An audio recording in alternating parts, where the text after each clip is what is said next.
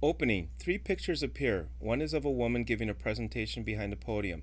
Another photograph depicts 2 people engaged in a conversation. The other photograph is of a man explaining something to another man.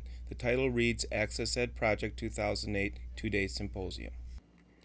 Title transition to the next sequence of text. Access Ed Conference on Universal Design in Higher Education and Beyond. Milwaukee, Wisconsin, September 25th and 26th, 2008. Keynote speaker, Cheryl Bergstaller.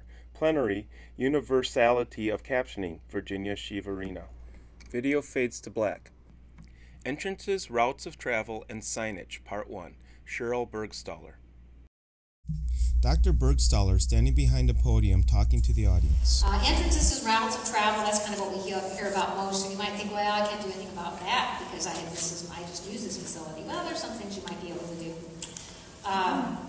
At least looking for things that should occur and then talking to the right person about getting them, whether it be accessible parking, a route to the facility. Within the facility, you usually have a great deal of control. We are moving into a smaller space than the space we currently have. It's so tempting to put filing cabinets and all kinds of stuff in the hallway. And there's where actually the ADA moves in our favor. There are some rules about that and safety rules. You can't just do that. It wouldn't look very good either. But anyway, making sure that the aisles are open and there aren't protruding objects. Gently sloping walks, wide and uncluttered aisles, clear, large print, directional signs. I don't know how many computer labs that go onto our campus, and their signage has so much text on it. You walk up to it, and it's kind of a little habit of mine. I like to think about how many words are really necessary in that sign. And for me, in my little survey, it's about 1/4. They need about 1/4 of those words. If they use 1/4 of those words and use large print, bold, it'd be a much better sign for everybody. And there are all kinds of signs available that are quote ADA compliant and so forth. But one thing I like about signs is that they're very specific. And I like them if they don't use the word disability unless they need to. I like these on the left here. Exit ramp up.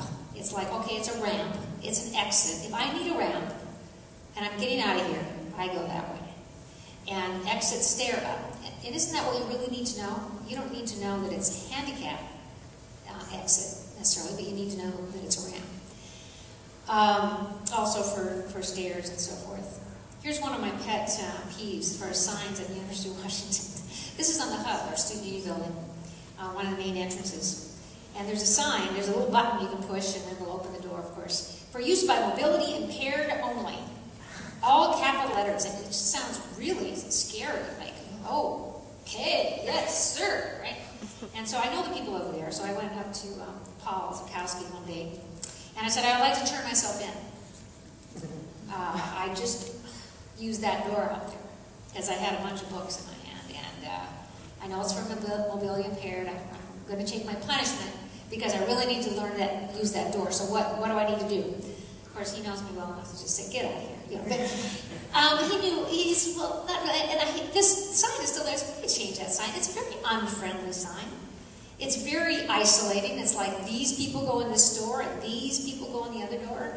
Reminds me of some signs that might have appeared down south at one point in time. We don't do that anymore, do we? Have special wheels or have fountains. I said, well, it's for one group and then other fountains for another group. And I said, why is it for mobility impaired only? He couldn't give me a real answer. He said, well, we just want to make sure it doesn't get too crowded, so we'll have access to it. Well, I've never seen, Dennis, have you ever seen a long line at the back entrance to the student union building for the wheelchair door?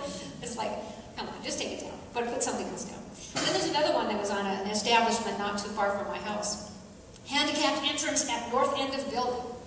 And it's kind of like, well, first of all, handicapped entrance, handicapped isn't really the right word to be using anymore, but even if we kind of get past that, what kind of handicap?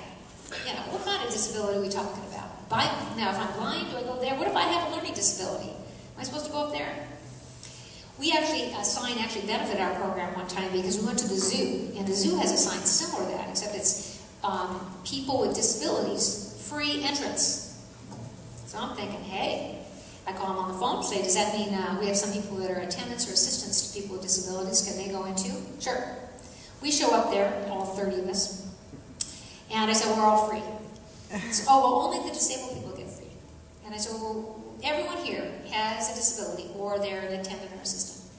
Anyway, I argued with this one for a while. She says, well, what about that kid over there? I said, well, I can't disclose what that disability is. But I can tell you that a number of these kids have learning disabilities, attention deficits, autism.